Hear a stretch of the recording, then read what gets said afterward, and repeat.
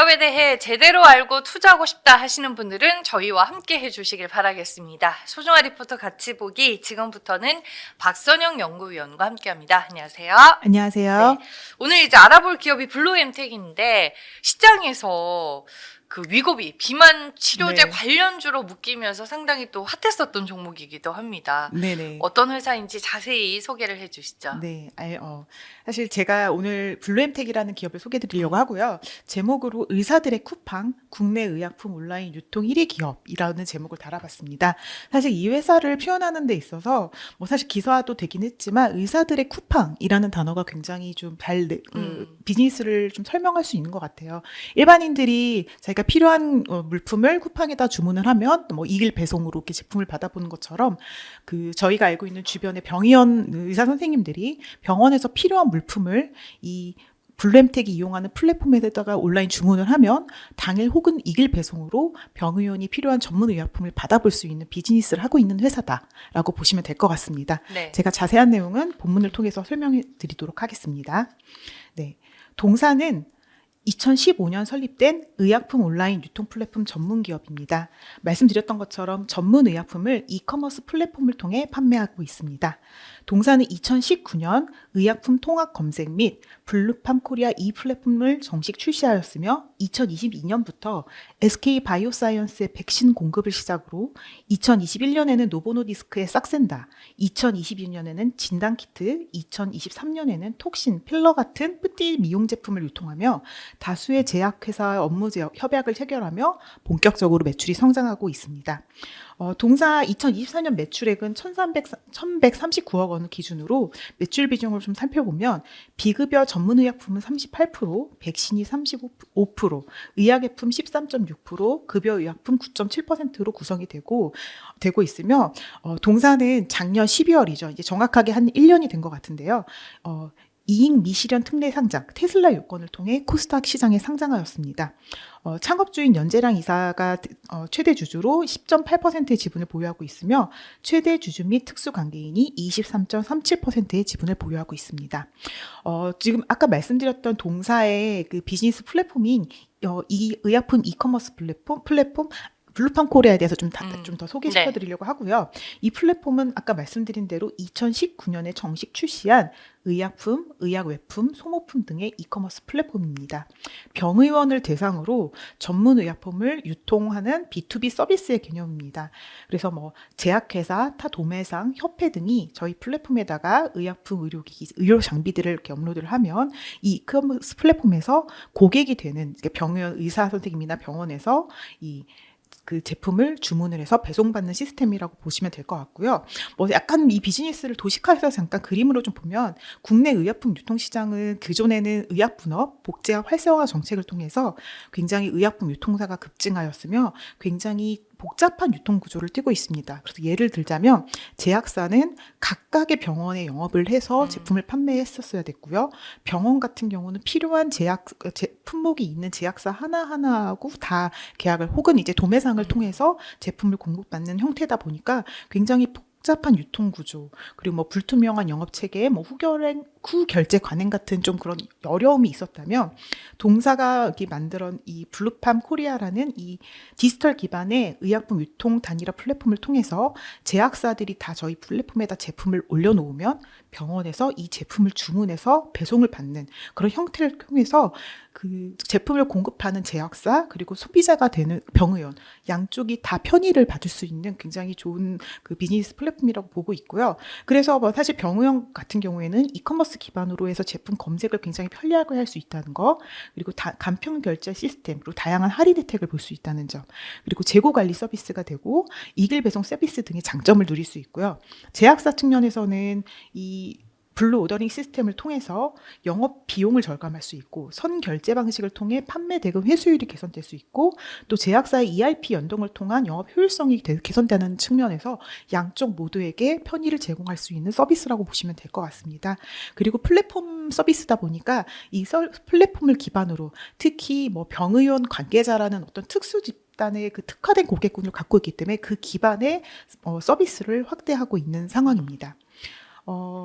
저희 산업 그냥 연결해서 좀 말씀드릴게요. 제가 네. 사실 의약품 산업을 좀 전에 말씀을 드렸었지만 한국의 의약품 시장은 2000년도에 도입된 그 의약 분업으로 해서 처방은 병원에서 받고 약은 약국에서 받는 그런 식으로 의약 분업이 일어났습니다. 그러면서 이제 약국들이 이런 처방 의약을 다 잘 조제하기 위해서 다양한 제약 제품을 확보하게 되었고 그러다 보니 그 도매상들이 굉장히 커지면서 다양한 업체가 생기면서 굉장히 크게 성장을 하고 있었는데요.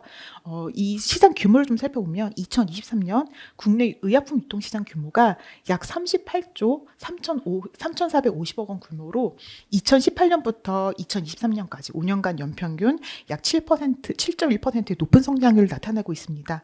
이는 만성질환 치료제 수요 증가, 바이오 의약품 확대, 건강보험 보장성 강화 등을 요인으로 성장을 하고 있고요. 이런 추세는 당분간으로도 계속 이어질 것으로 보고 있습니다. 또 한 가지 최근에 좀 트렌드 같은 경우는 의약품 유통 시장 자체도 굉장히 디지털화되고 물류 효율성 강화가 되게 진행이 되고 있다는 겁니다. 그래서 스마트 물류 및 자동화 시스템 도입을 통해 품질 보장과 관리 효율성을 높이는 방향으로 발전해 가고 있으며 최근에 바이오 의약품이 굉장히 증가하고 있기 때문에 콜드 체인의 관리도 중요성도 높아지고 있고 이런 것들이 잘 준비된 유통회사가 필요하다라는 말씀 드릴 수 있을 것 같습니다. 네, 말씀해 주셨다시피 한국의 의약품 유통 시장이 좀 빠르게 변화하고 있다는 게 좀 느껴지는 것 같은데 네네. 새로운 비즈니스인 것 같습니다. 네. B2B를 대상으로 의약품 이커머스를 하는 기업, 이 플랫폼 회사인데 구체적으로 투자자의 관점에서 볼 만한 투자 포인트는 뭐가 있는지 정리를 좀 해주시죠. 대부분의 플랫폼 비즈니스가 그렇듯 굉장히 선점 효과가 굉장히 중요하다고 그렇죠. 보고 있거든요. 네. 그래서 동사의 투자 포인트를 세 가지로 보아봤습니다. 첫 번째는 국내 1위의 의약품 온라인 유통 플랫폼 업체로서 자리매김하고 있다. 두 번째는 그 플랫폼을 기반으로 서비스 확장을 하고 있다. 세 번째로는 이런 것들을 기반으로 실적이 좋아지고 있다라고 해서 말씀을 드릴 수 있을 것 같고요. 첫 번째 계속 말씀드린 것처럼 이 동사의 그 블루판 코리아 비즈니스 자체는 주요 참여자인 병원, 제약사 양측의 다양한 이점을 제공을 하고 있는 디지털 기반의 의약품 유통을 혁신하고 있는 비즈니스 모델을 갖고 있습니다. 이걸 통해서 기존의 의약품 유통 시장이 갖고 있는 미충족 수요를 해소하며 빠르게 성장을 하고 있을 거로 보고 있고요. 관련해서 물류라든지 대규모 투자가 필요한 산업이기 때문에 후배 주자가 분명히 등장하겠지만 선제적으로 많은 이미 의사 선생님들을 확보를 하고 있고 굉장히 이걸 기반으로 계속해서 제품이 얹어지고 있기 때문에 그런 선점 효과를 계속 누릴 수 있다고 보고 있습니다. 앞서 말씀드렸지만 동사는 2020년에 백신부터 시작해서 싹센다, 진단키트, 보톡스 같은 핵심 제품을 중심으로 이미 시장 점유율을 굉장히 많이 확보하고 있고요. 올해 2024년에도 국가 필수 예방접종 백신 시장에 진출하고 있고 처음으로 종합병원 시장에도 진출을 하면서 이런 성장세를 이어갈 수 있을 것으로 보고 있습니다. 두 번째로는 이 플랫폼 기반의 사업 확장성이고요. 굉장히 빠르게 제약사 및 병원 대상으로 이 회원수가 지금 빠르게 증가하고 있습니다. 실제로 그 블루팜 회원수를 보면 2021년에는 약 18,500명 정도 수준에서 2024년 9월 말 기준으로는 35,000명 수준으로 누적 회원수가 빠르게 증가하고 있고요. 실제 이게 얼마나 작동하는지를 볼 수 있는 지표들, 그러니까 로그인 기준 월간 활성화 유저 수, 정규 의원급 요양기관의 점유율, 그리고 회원 중에 개원의 원장 비율 같은 경우도 굉장히 높은 수준을 유지하고 있고 가장 중요한 재구매율이죠. 2023년 3분기부터 2024년 3분기까지 연간 재구매를 살펴봤는데 84.6% 수준으로 이 블루판 코리아를 이용하는 회원 수 증가뿐만이 아니라 실적의 질적 성장도 이어지고 있다는 것을 이런 지표를 통해서 알 수 있습니다. 동사는 이러한 빠른 회원수 성장을 바탕으로 이 플랫폼 서비스 확대를 통해 이 의사들이 필요로 하는 이 의약품 판매 외에도 다양한 서비스를 제공하는 영역으로 아직은 매출이 미미하지만 서비스를 굉장히 확대를 하고 있는 중입니다. 세 번째로는 실적에 대해서 말씀드리겠습니다. 동사는 블루판 코리아를 이용하는 29,000여 병원을 연결하는 유통 시스템을 구축하고 있었습니다. 2023년에는 평택 물류센터를 통해 콜드체인에 최적화된 의약품 물류센터를 확보하였으며 2024년 6월에는 의약품 전문 배송 서비스 운영업체인 공감플러스 지분을 인수하며 100여 대의 콜드체인 시스템 완비 차량을 확보하여 효율적인 의약품 배송 서비스를 위한 기차를 마련하고 있습니다. 이를 바탕으로 백신, 바이오 의약품, 호르몬 제제, 혈액 제제 같은 콜드체인 시스템이 필수인 제품들을 기반으로 거래 병원을 계속 확장을 하고 있고요. 이를 기반으로 성장하고 있습니다. 2024년에도 좀 주요한 좀 업데이트들이 있는데요. NIP 백신이라고 해서 국가 필수 예방접종 백신 시장을 굉장히 적극적으로 공략하고 있습니다. 저희는 이미 콜드체인 시스템을 갖추고 있기 때문에 이 국가 필수 예방접종 백신은 만 13세 이하 어린이, 만 65세 이상의 어르신, 그리고 임신부 고위험군 같은 국가에서 보조하는 백신을 공급하는 제도, 국가에서 취급하고 있는 그런 시장이고요. 여기 백신 시장이 워낙 규모가 큰데 저희가 갖고 있는 이 현재 이 시장을 장악하고 있는 걸 기준으로 이 NIP 백신 제품들을 하나하나 계속 얹으면서 성장을 할 거로 보고 있고요. 올해 같은 경우에는 1월에 MSD 그리고 8월에 사노피 독감 백신 같은 것들을 유통을 시작하면서 이런 제품의 실적이 얹어지고 있는 상황입니다. 그리고 또한 총판 계약 증가, 대학병원 입사 시장 진출 등을 통해서 올해에도 실적이 큰 고성장이 예상이 되고 있고요. 한편으로 근데 수익 측면에서는 작년에 아까 말씀드렸던 물류센터라든지 당일 배송을 위한 투자 등등이 완료가 됨에 따라 이게 감가상각비들이 적용이 됨에 따라서 올해까지는 좀 손익이 좋지 않을 것 같은데 내년부터는 매출을 뛰어넘는 매출액 성장보다 그 판관비 성장률이 낮아질 예정이기 때문에 이익이 흑자 전환이 좀 기대되고 있는 상황입니다. 네, 실적 성장과 더불어서 내년에 이제 실적 개선이 좀 눈에 띄는 네. 회사다라고 정리를 해볼 수 있을 텐데 올해는 그러면 구체적으로 네. 실적이 좀 어떤지. 네. 2024년 실적은 신규 파트너의 확대, 신사업 추진 등을 바탕으로 외연 성장을 계속 이어갈 전망입니다. 2024년 실적은 매출액 1,564억 원, 영업손실 22억 원을 예상을 하고 있고요. 실제 6월 말 기준 실적으로는 매출액 533억 원, 영업손실 24억 원, 그리고 이제 제가 발간한 이후에 3분기 실적이 나왔는데 거의 상반기 매출만큼인 매출 한 500억 정도의 실적을 달성을 했습니다. 당연히 왜냐하면 백신 매출이 많은 회사이고 하반기가 독감 백신 매출이 집중되는 백신 성수기이기 때문에 좀 3분기 매출이 많이 나왔다고 보시면 될 것 같습니다. 4분기 같은 경우에는 이제 아까 초두에 말씀드렸던 얘기죠. 그 위고비가 10월부터 제품 판매가 시작이 네. 됐습니다. 그래서 위고비뿐만이 아니라 동사가 지금 비급여 의약품을 많이 하고 있거든요. 그래서 10월부터는 대형 품목으로 기대되고 있는 위고비 매출 등이 유입되며 2025년까지도 이 부분에 있어서 큰 폭의 매출 성장이 기대되고 있습니다. 손실 이익 측면에서는 아까 좀 더 말씀을 드렸었는데요. 2024년에 신규 파트너, 신사업 추진 등에 대한 비용 판매로 판관비가 크게 증가하고 있습니다. 특히 대규모 인력 증원들이 좀 동반됨에 따라 인건비 등의 영업 비용이 많이 증가한 상황이고요. 앞서 말씀드린 물류센터 본격 가동됨에 따라 감가상각비가 크게 증가하였습니다. 하지만 올해까지 해서 대규모 투자는 좀 완료된 상황이고요. 매출 성장률이 앞으로 계속해서 이런 상황이 유지가 된다면 2025년부터는 매출 확대에 따른 규모의 경제 효과로 매출액 대비 판관 비율이 낮아지면서 영업이익이 BEP 이상 흑자 전환이 좀 기대되는 상황입니다. 네, 올해 이제 하반기를 기점으로 내년까지 실적 성장이 두드러진다라고 정리를 해볼 수 있겠습니다. 그러니까 어찌됐든 간에 그래도 상반기까지는 영업 손실을 벗어날 수는 없잖아요. 그렇죠. 네, 그를 기반으로 한 밸류에이션은 좀 어떤 상황이에요? 네, 사실 지금 이제 올해 제 추정치 기준으로 한 밸류에이션은 PER은 적자니까 없을 거고요. PBR 4.7배, PSR 1.3배 수준으로 동사가 속한 건강관리 섹터 밸류에이션 기준으로는 저평가 구간이라고 말씀을 드릴 수 있을 것 같습니다. 하지만 서두에 말씀드린 대로 동사는 테슬라 요건으로 상장 1년차 새내기 기업입니다. 여전히 그래서 얼마나 매출 성장을, 그래서 성장성을 얼마나 보여줄 수 있는지가 굉장히 중요하다고 생각을 하고 있고요. 제가 2024년 예상 매출까지 봤을 때 동선이 2020년부터 2024년까지 4년간 연평균 51.2%의 높은 매출 성장률을 이어나갈 전망입니다. 하지만 아까 말씀드린 여러 가지 요인으로 인해서 올해까지도 여전히 이익 미실현 상황이 이어질 전망입니다. 따라서 일반적으로 수익 기반의 밸류에이션 지표로는 좀 논하기가 어려울 것 같고요. 얼마나 빨리 매출이 계속 이런 매출 성장세가 계속해서 유지가 되는지, 그리고 아까 앞서 말씀드린 대로 2005년부터는 얼마나 비용 통제가 돼서 이게 BEP 이상의 실적을 달성하는지를 좀 지켜볼 필요가 있다고 생각하고요. 그걸 바탕으로 이익 실현 기업이 됐을 때부터는 이제 본격적으로 유통회사로서 좀 더 정상적인 밸류에이션을 할 수 있는 상황이 되지 않을까라고 보고 있습니다. 네, 알겠습니다. 테슬라 요건으로 이제 코스닥 시장에 상장이 된 새내기 주식이다라고 설명을 해주셨는데, 새내기 주식은 의례적으로 또 오버행 이슈가 네. 따라붙잖아요. 맞습니다. 뭐 이를 포함한 그 외 리스크 요인 뭐가 더 있을까요? 네, 사실 오버행 이슈 대부분 이제 락업 물량이 나온다는 네. 거가 있는데요. 다행히 동사는 지금 6개월 락업까지 모두가 해소가 된 상황이고, 또한 상장 전에 있었던 12 잔량도 모두 주식 전환이 완료됨에 따라 상장 관련된 오버행 및 지분 이성 이슈는 모두 해소가 된 것으로 보입니다.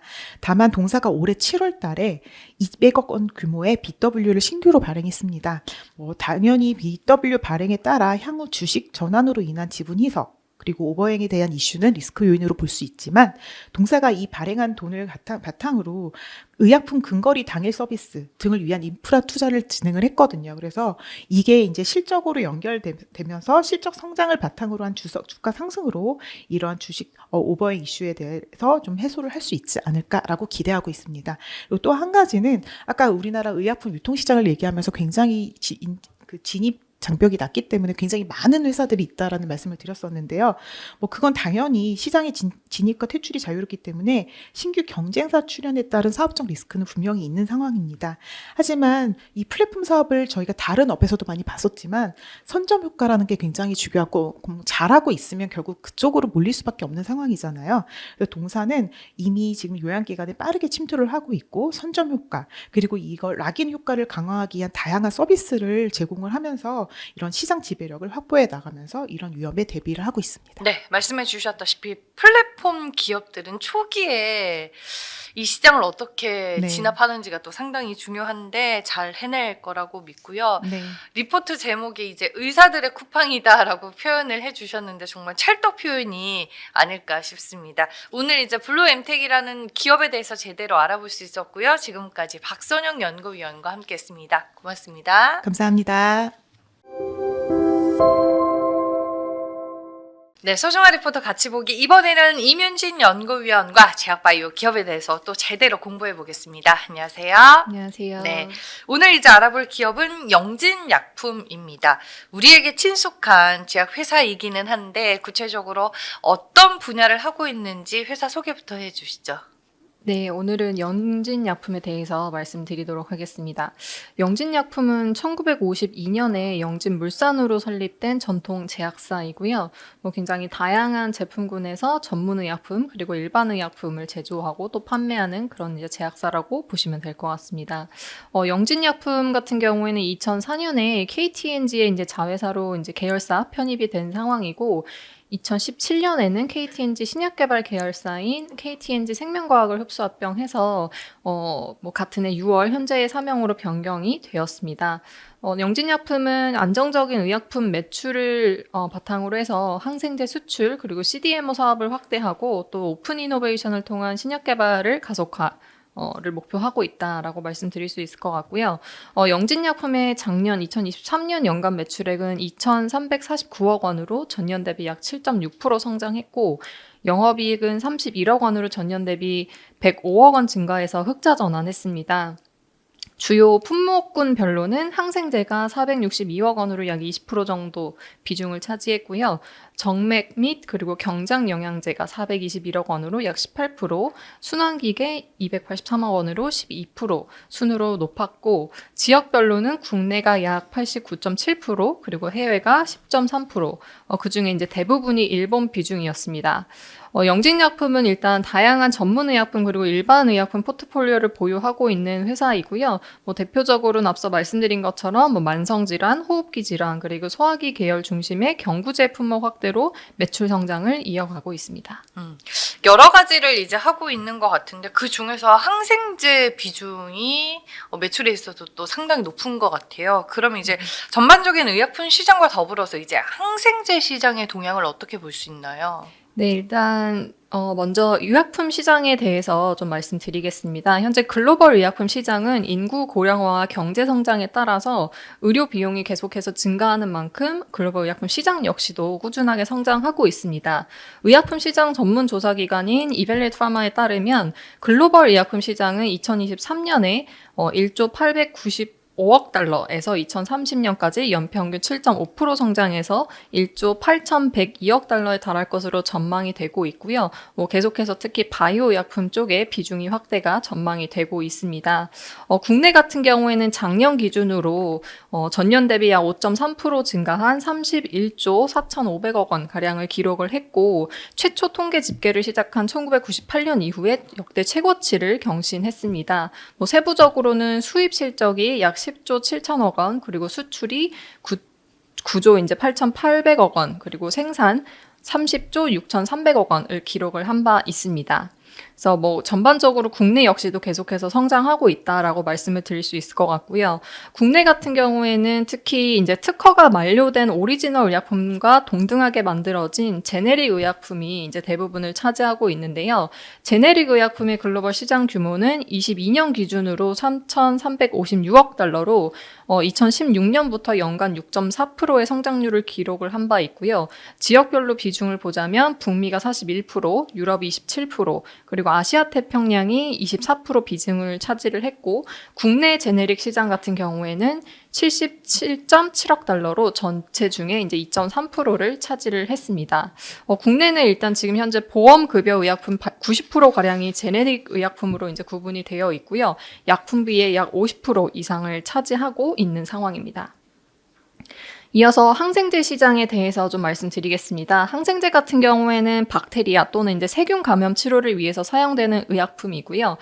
다양한 그 작용 기전이나 항균 범위에 따라서 구분이 되고 있는데, 현재 글로벌 항생제 시장 같은 경우에는 2023년 기준으로 94.4억 달러에서 2030년까지 138.7억 달러로 연평균 5.7% 성장이 전망이 되고 있습니다. 세부적으로 이제 영진약품이 주력하고 있는 세파 계열, 세팔로스포린 계열의 항생제를 좀 살펴보면 2023년 기준에 22.2억 달러였고요. 성분별로는 세포페라존 7.6억 달러, 세프트리악손 3.9억 달러, 그리고 세프톨로잔 2.2억 달러 순으로 높았습니다. 지금 항생제는 전 세계적으로 좀 부족 현상이 이어지고 있는데요. 이 이유는 이제 코로나19 당시에 항생제 원료약품을 생산했던 이제 중국과 인도의 많은 공장들에서 이제 생산이 중단이 된 바 있었습니다. 그러나 이런 중단된 공장들이 재가동이 되기 전에 일단 엔데믹이 도래를 하면서 많은 사람들이 이동을 하기 시작했고 이에 따라서 감염성 질환이 좀 증가를 하기 시작했습니다. 근데 최근에 계속 이제 좀 우크라이나 러시아 전쟁 그리고 중동 정세 불안 등의 지정학적 리스크로 인해서 원자재 가격이 상승을 했고요. 이에 따라서 또 상생제 수급은 여전히 좀 불안정한 상태다라고 보실 수 있습니다. 이런 부족 현상은 개발도상국뿐만 아니라 미국, 유럽 이런 이제 좀 선진 국가에서도 계속해서 이어지고 있는 그런 상황이고요. WHO 같은 경우에도 현재 개발 중인 항생제로는 저희가 향후 이제 좀 항생제 내성에 대비하기 부족한 수준인 만큼 항생제 연구 개발에 대한 이제 투자 확대가 필요하다고 언급한 바 있어서 이 항생제에 대한 수요는 지속 증가할 것으로 예상되고 있습니다. 네, 제약 바이오 쪽의 분위기를 알 수 있도록 의약품 시장과 더불어 이제 항생제 시장에 대한 동향을 저희가 먼저 살펴봤습니다. 이제 영진약품만이 가지고 있는 투자 포인트 이어서 좀 들어볼게요. 네, 영진약품의 첫 번째 투자 포인트는 주력 품목 판매 확대를 통한 지속적인 실적 성장입니다. 영진약품은 이제 여러 전문의 약품 그리고 항생제를 중심으로 외형 성장세를 이어가고 있는데요. 일단 그 중심에는 첫 번째 경장 영양제인 하모닐란이 있습니다. 하모닐란은 동사가 2012년 독일 비브라운에서 원제품을 이제 수입해서 국내 판매를 시작한 그런 제품이라고 보실 수 있고요. 하모닐란은 수술 이후에 영양 유지가 필요하거나 일반적으로 이제 경구 시기 섭취가 어려운 환자에게 소화기관에 직접 투약이 되는 전문 의약품입니다. 2023년 기준 국내 이제 경장 영양제 시장 규모는 약 700억 원 수준으로 전년 대비해서 약 14% 증가한 그런 상황이고요. 영진약품 역시도 경장 영양제 사업을 좀 더 이제 좀 주력하기 위해서 2019년부터는 하모닐란 제품의 이제 전담 조직을 구축을 한 바 있었고 2019년 매출액 약 1억 원을 시현한 이후에 작년에는 380억 원을 달성을 하면서 최근 5년 동안 연평균 성장률 12%를 기록을 했습니다.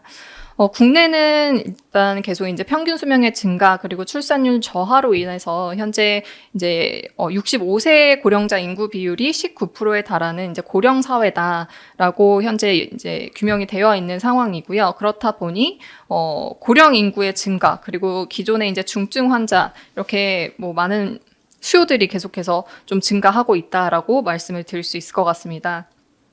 실제 작년에 식약처랑 보건복지부가 제시한 경장 영양제 공급량 조사에 따르면 이미 이제 수요 대비해서 공급량이 부족한 상황이다라고 이제 말씀을 드릴 수 있을 것 같고요. 최근 이제 지정학적 리스크로 인해서 수급에 대한 우려도 있었으나 하모닐라는 전체 수입량이 계속 증가하고 있기 때문에 그만큼 동사의 매출 고성장세에 좀 직결이 될 수 있다라고 말씀을 드릴 수 있을 것 같습니다. 그리고 영진약품의 중장기 성장 동력으로는 항생제 수출 사업으로 이제 보고 있는데요. 영진약품은 1970년대부터 이제 항생제 사업을 시작을 했고, 2010년대 그리고 2020년대에는 지속적으로 특히 이제 일본 쪽에 세파 계열 항생제 완제 의약품 공급을 좀 체결하는 이제 수출 계약을 체결하는 그런 이력을 보유를 하고 있는 만큼 좀 오랜 기간 세파 항생제 글로벌 CMO 기지 역할을 해왔습니다.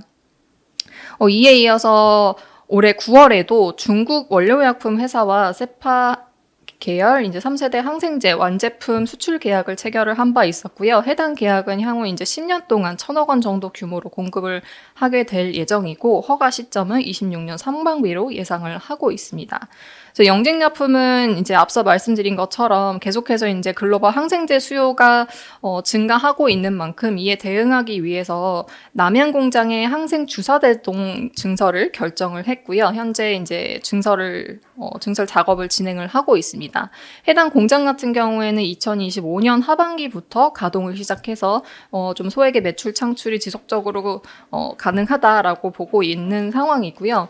특히 이제 항생제 부족 현상이 뭐 계속 있다라고 말씀드렸는데 실제 항생제의 생산 단가나 수익성 등을 고려를 했을 때 많은 기업들이 오히려 항생제 생산을 중단을 하고 있는 상황입니다. 네. 특히 이제 일본에서는 자체 생산보다는 외부 CMO를 이용하자라는 니즈가 높은 상황인 만큼 또 뭐 국내나 혹은 이제 해외에서 일본 쪽으로 공급이 되는 이런 항생제의 품질과 공급 안정성에 대해서도 이제 중대성을 강조하고 있는 그런 상황이고요. 영진약품은 굉장히 오랫동안 이런 세파 항생제 수출 이력을 쌓아온 기업인 만큼 또 항생제 사업부의 중장기적인 매출 증가 그리고 수익성 향상이 기대되고 있습니다. 네.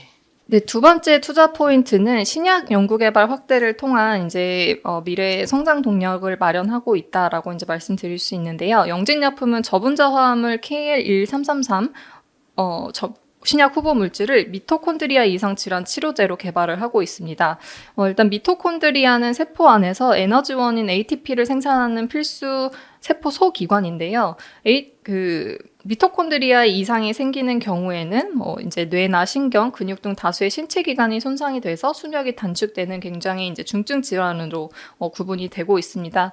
근데 아직까지는 이제 이 질환을 타겟하는 치료제가 없다 보니까 매우 이제 미충족 수가 높은 그런 질환이고요.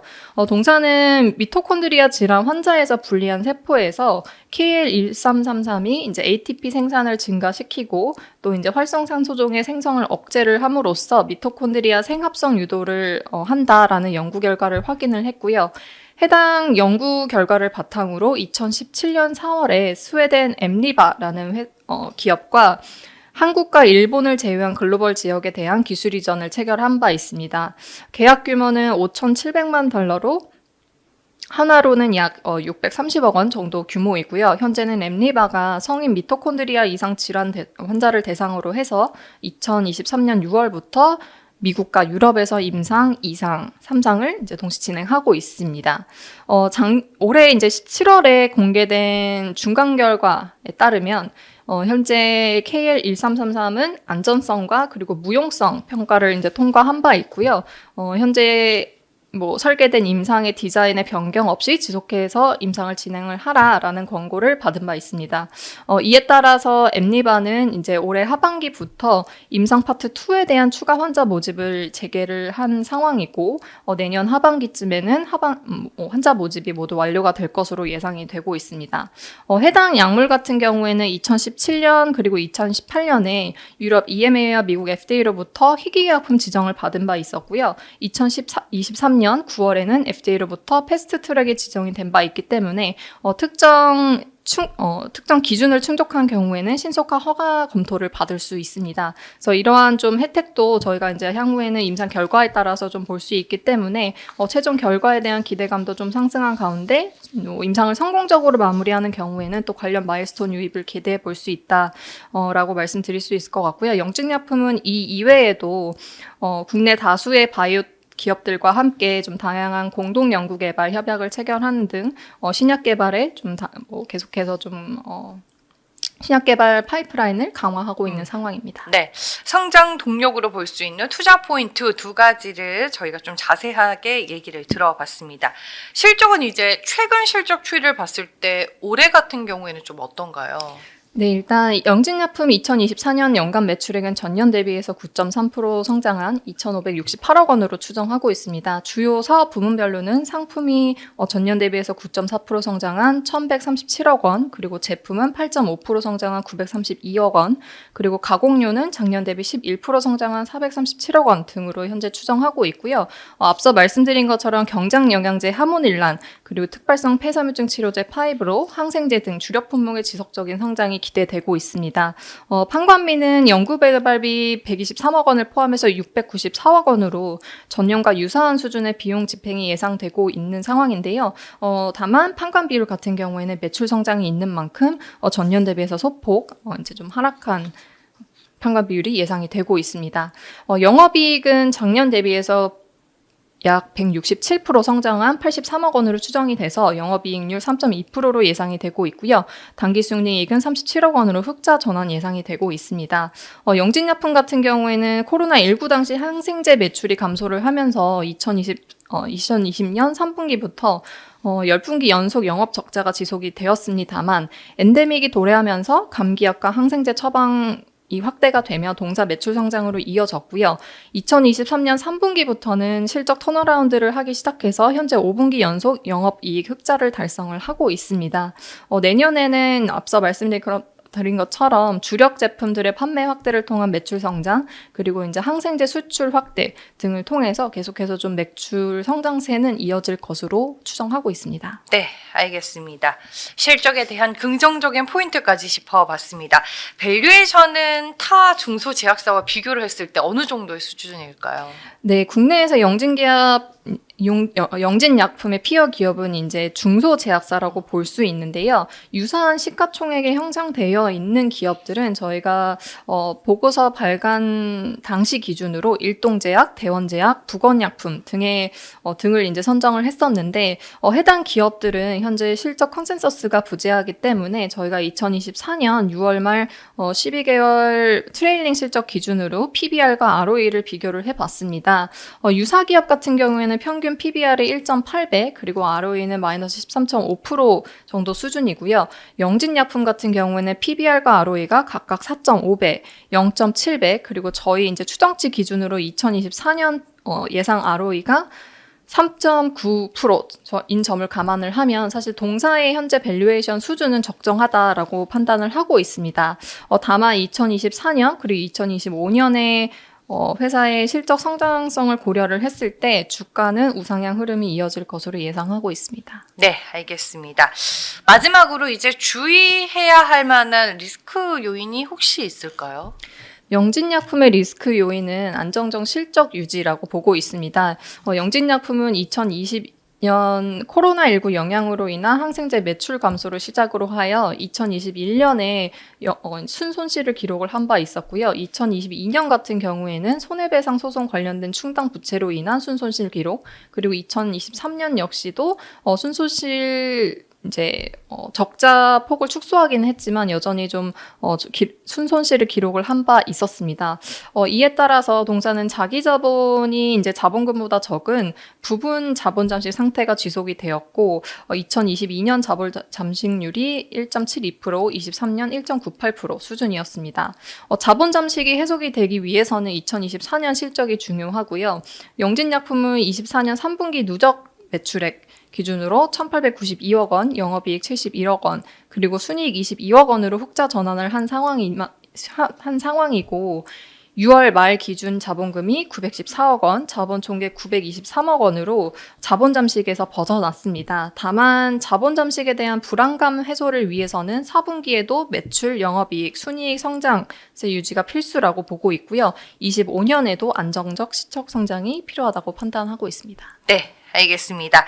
실적 성장이 기대되는 영진약품에 대해서 저희가 알아봤고요. 지금까지 임윤진 연구위원과 함께했습니다. 고맙습니다. 감사합니다.